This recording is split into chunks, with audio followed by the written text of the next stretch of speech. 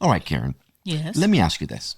What do you call someone that mixes tarot cards, feng shui, ancient Sumerian texts, and a corporate BS detector in one person? Busy. Busy. Yeah. Well, before I started researching this week's guest, I would have said a really confused fortune teller.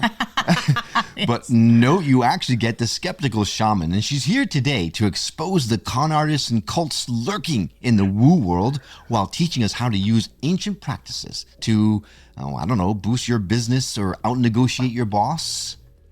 Well, I mean, that would be good. Well, since I'm looking at you because you're sometimes my boss. I was just going to say, you're the boss. So how does it feel about that? It actually excites me because I'm thinking she might actually be able to teach me how to use the tarot cards to help me finally win an argument with my boss. Well, but she also has feng shui tips to avoid the zombie apocalypse. And that's something that's really interesting. Or she calls it a cosmic rebirth in 2024.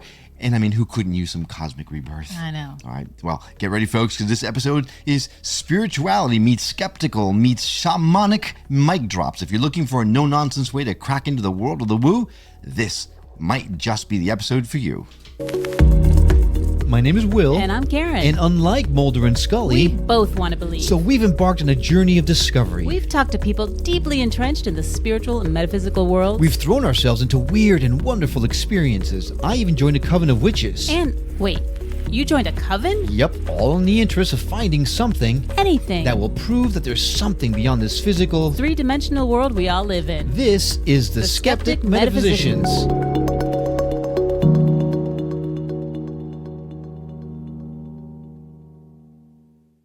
Hey there, welcome back to the Skeptic Metaphysicians. I'm Will. And I'm Karen. And today we're thrilled to welcome Rachel White, better known as the Skeptical Shaman, to the show. With a unique blend of corporate savvy and shamanic expertise, Rachel is here to call out the con artists and occults lurking in the world of the woo while offering us practical tips to help us navigate our own spiritual journey.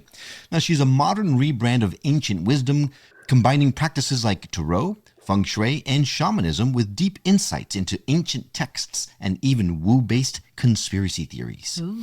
Now, Rachel's here to show us how spirituality isn't just personal, it can be a powerful enabler in business and life, all the while reminding us that thriving in a chaotic world isn't just possible, it's our moral obligation. I like that. I do feel I'm falling short. Well, this is the perfect episode for you then. So if you've ever wondered how skepticism and spirituality can coexist, Rachel has the answers. Get ready for a conversation that's equal parts practical, profound, and downright fascinating. Welcome to the show, Rachel. How are you today? I'm much better now. I have to take you guys with me everywhere. We do offer a service where we record our voice, our intros, yes. and we send them to people. If you're interested, we'd be happy to I'm talk going to to you carry offline, a boombox on my shoulder and just play that because you make me sound a lot more dynamic and awesome than if you could see the reality of what the Skeptical Shaman is, it would bum you out. It's days in sweatpants, making tinctures, answering emails. It's I was going to say, and a lot of little bottles. a lot of little bottles. It's not the sexiest stuff all the time, but yeah. Well, we did mention a couple of mic drops in the introduction, and you just dropped the first one.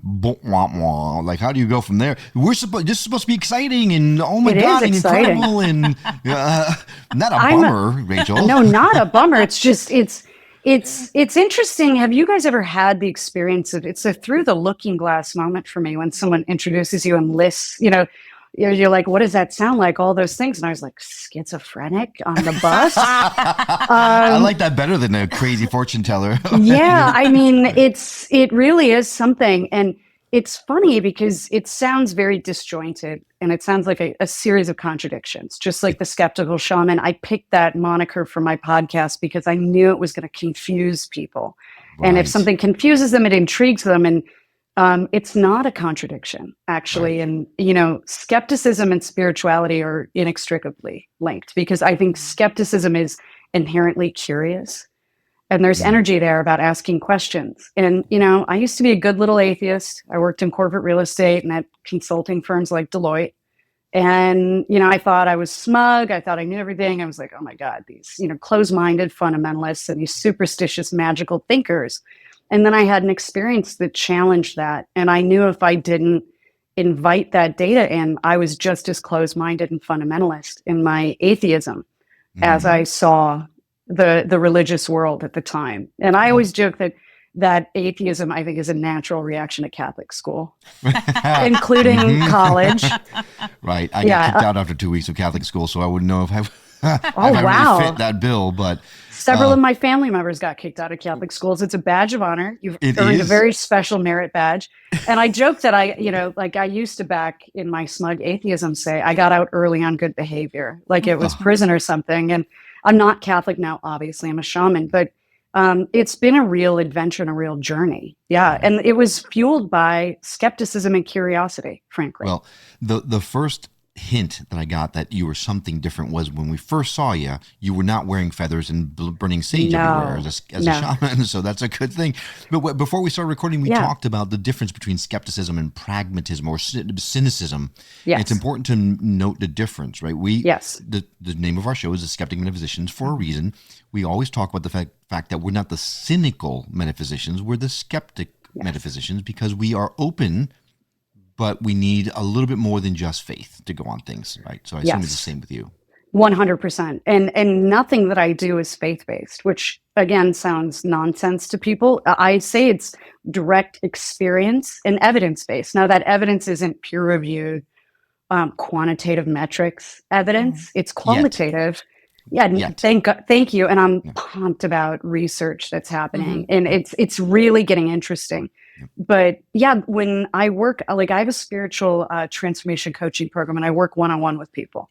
And one of the things we do is gather what I call data, and that data is immersive, it's experiential, and then we go and we do research, and then we test things, we stress test them, we go into practice sessions, and it's really a way for them to empower themselves, to trust themselves, to be open-minded, but also to use discernment. And what parts of this are like shiny ball syndrome, what parts of this are nonsense versus what's, the gray, the messy middle, what part of this might be real. Yeah. So would you say, though, that, it's not faith-based, but you have to have faith to believe in some of the outcomes of the testing?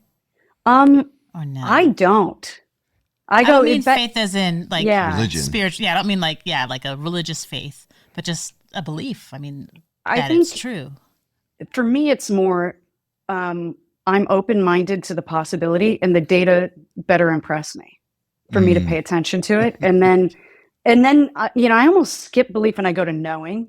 That's kind of the word I use. Like, I know that was a real experience for me. Right. And I think that that's unique to every individual. What you'll know is like your thing. And I don't think there's any way to convince another of a arcane spiritual experience you had. Right? You can tell them about it, but But that's very interesting point. So then I'm dying to find out, what was it that happened to you that gave you that knowing? It's creepy. Are you guys cool with creepy? We're cool with creepy. Bring on the creep.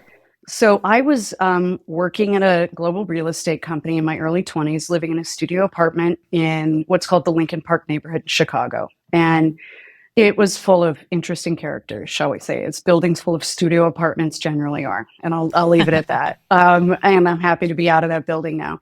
And I had a neighbor down the hallway. He was actually Native American. I'm part Native American. And he had a Filipino wife who had moved to this country. And he was a drinker. And he was such a heavy drinker that he would get alcohol delivered from a liquor store that was half a block away. Right. Oh. And these are things you just see living in buildings with other people, like that delivery happening regularly. And there was one day that I came home and I felt kind of creepy. I don't know how else to describe it, but just something was uneasy. And I was like, double check the lock on the door before I went to bed. And I remember being a little uncomfortable turning my light off to go to bed that first night. Second night, or second day rather, I wake up and there's people starting to gather outside of that apartment building. And they look like they're related to the wife. And I go, oh, she's like having a family visit or family reunion, family in town. It's Chicago. People have family come stay with them and go see the city, right? And that night when I went to bed, much creepier feeling. And again, I'm an atheist. I don't believe in anything, despite having tons of experiences in childhood that I had since dismissed as like a psychological reaction to my parents' divorce. You come up with all these really clever excuses and explanations. And I slept with my light on that night. And I hadn't done that since early childhood. Now the third night or the third day, there's tons of people in the hallway and whatever. And I was like, I don't even know what's going on anymore. I got to get some sleep tonight. So now it's starting to building tension, right? Mm-hmm. And I'm laying in bed and I just didn't want to go to bed. I'm watching TV and I have my light on and I look over and I see a man's face.